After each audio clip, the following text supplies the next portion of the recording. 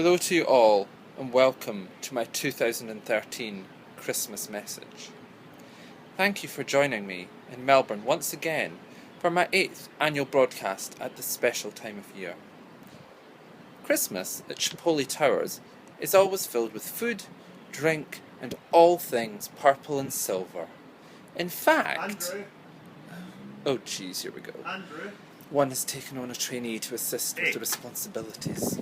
What are you doing? Hi. You're not filming your Christmas speech, are you? You know our friends asked for more Oli in the Shepoley this year. I know you're an only child, but seriously, you have to get used to sharing. It's going to be 2 of us this year. Now, when Liano Campo won the competition to co-star in Shep's Christmas Message 2013, we posed the question to her, what does Christmas mean to you? Take a look. So Leanne, what does Christmas mean to you? Christmas to me is very special, and that's why I'm here in Australia to celebrate Christmas in the summer, having a barbecue with the family, having a salad, shrimp on the barbie. It's fantastic. It just means friends, fun, love, dancing, just having a really good time, merry time. And what is your favourite thing about Christmas? I think it's just really the summertime, because you don't really get that in Christmas. Usually, like in the UK, you have like snow, or you go skiing during Christmas time, and you have some mulled wine, you've got Christmas markets. Here it's more about, it's really chilled and laid back, and everyone just drinks and has fun, and dances the night away, really. And are there any messages that you listen to at Christmas time? What kind of messages? Messages that might be made by big celebrities. Yeah. What do you mean? Give me an example. Have you seen Shep's Christmas? Yes, Shep's Christmas special. That's a really great thing that I watch on Facebook. That's always posted every Christmas. I always watch that, and it just really inspires me. It gets me into the spirit, and I'm just really enjoying Christmas because of that message. Thank you, Leanne. Thanks, Shep. So, 2013 really was the year of the wedding. We were invited to no less than 6 weddings this year. Sadly, it was impossible to attend all of them. But a massive congratulations to Aileen and Stevie Stewart, who tied the knot in March. We had Hannah and Paul Fluke in August, Aileen James McCaw in August, Kathleen Fraser Robertson and Susie and Dean Smith in October, and Janice and Cal Cervena, who got married in November. Wow, it would have been great to have gone to all of them, guys, and sorry we couldn't have been there. But what happened in May, Andrew? 2013 was also the year of the great Shepoley wedding. 4 years since I agreed to wander down the aisle, 2 years of preparations, 25 venues shortlisted and visited, 8 groomsmaids, 4 ushers, 2 diamond rings, and more dessert and wine tastings than you can possibly imagine. As you can expect, rumours were rife about the ceremony, that I would emerge from a giant glitter ball, that we would be escorted down the aisle by penguins in waistcoats, and that Liza Minnelli would be performing.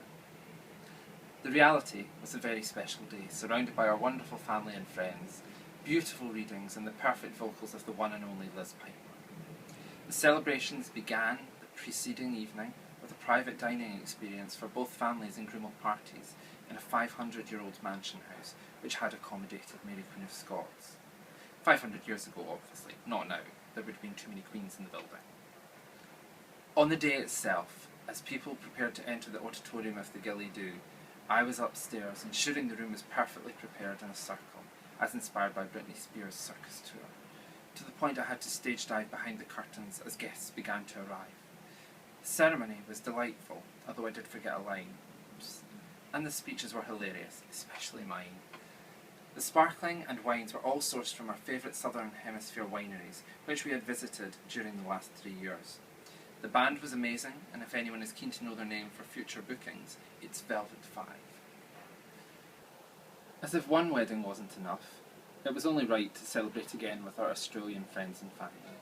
We found the perfect venue at the Footy Club at Edinburgh Gardens, and supplying the exact same wines and champagne complemented by the culinary delights of Sofitel head pastry chef Dave Hatt. There was even a little bit of ceilidh dancing, even if some of the Aussies found it a tad confusing.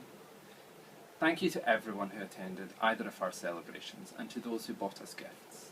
Look out for more details in my upcoming wedding vlog. So, living in Melbourne, there's never been a shortage of things to see and do, and in 2013 we made more of being here than ever before.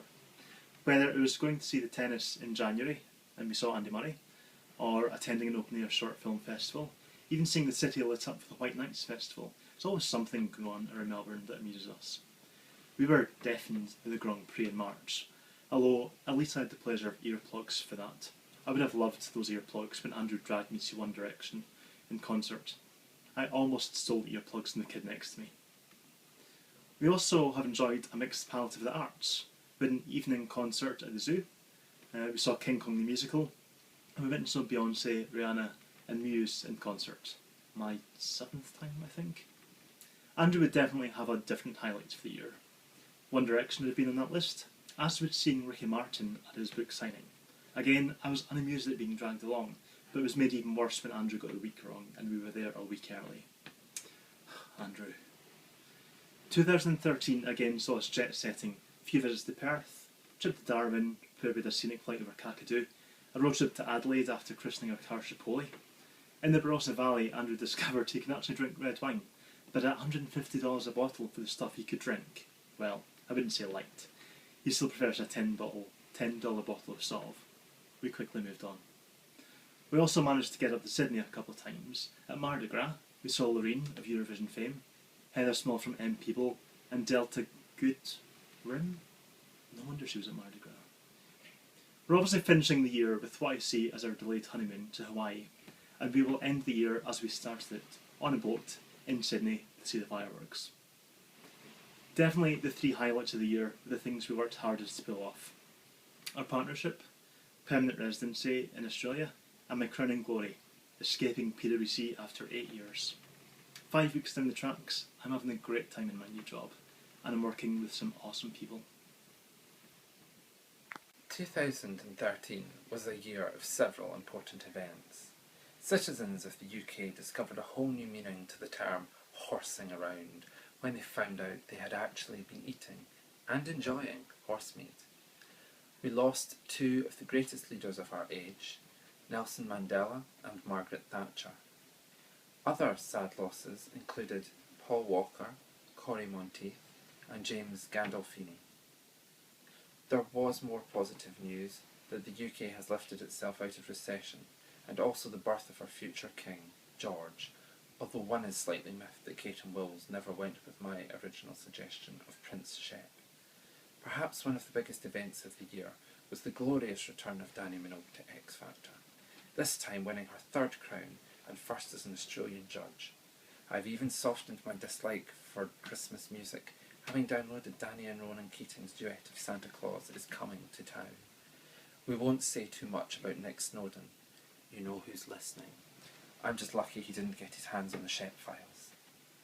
2013 continued to be a year of travel, with us visiting 11 countries, including China, South Korea, the Philippines and the United States, along with myself travelling to Denmark and Sweden, as well as a very sneaky solo visit to Edinburgh for the wonderful wedding of Catherine and Fraser. So, hopefully with my creative influence this year, you'll agree this is the best, least boring Shepoley Christmas Message ever. In fact, I thought it would be good to have a bit of a game show, to make sure you're on your toes, and find out how well do you know your Shepoleys. So, 6 questions, 6 answers. I want you to email me, and Andrew, your best answers to shepoley@hotmail.com. So, question number 1. How many visits did Andrew and I have to Ludlow in 2013? How many visits to Ludlow? Question number 2. How much did we spend in Ludlow on those visits in 2013? Question 3. How many times did we visit the gym in 2013? Followed by question 4. How many hot PTs did we go to visit in those gym sessions? Number 5, and I think this one will scare us as well. How many tacos have been consumed in Taco Tuesdays in 2013? And the final question, question 6. How many times does Andrew think he'd lost his ring throughout 2013? Since May, I guess. How many times did Andrew think he'd lost his ring? So there we go.